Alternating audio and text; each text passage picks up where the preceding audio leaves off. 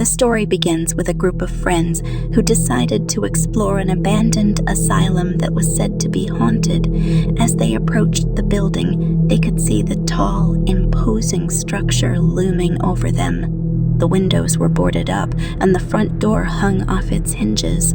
The air was thick with the smell of decay and neglect. As they entered the building, they were greeted by a long, dark hallway. The floorboards creaked under their feet, and the walls were covered in graffiti. They could hear the sound of water dripping somewhere in the distance, and the air was filled with the musty smell of mold. As they made their way through the building, they could feel a sense of unease growing inside them. They heard strange noises coming from the shadows, and the air seemed to grow colder as they ventured deeper into the asylum. They were sure that they were not alone in the building, and that something was watching them. One of the friends, Emma, decided to explore the basement.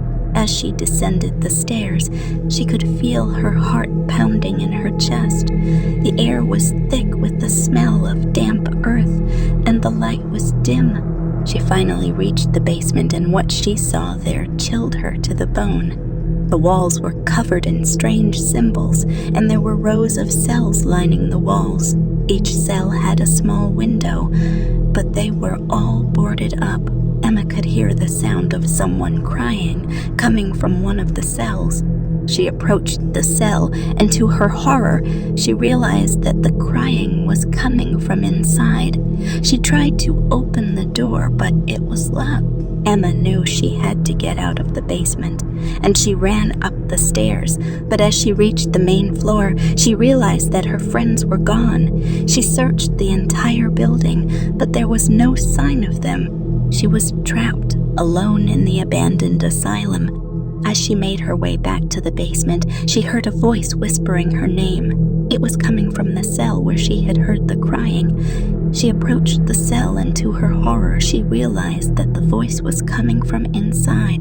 It was her friends, and they were all dead. Emma never spoke of the asylum again, but the memory of that night haunted her for the rest of her days. The asylum still stands, and some say that it's still haunted by the spirits of those who were trapped inside. But no one dares to go near it for fear of becoming a part of the darkness themselves. The end.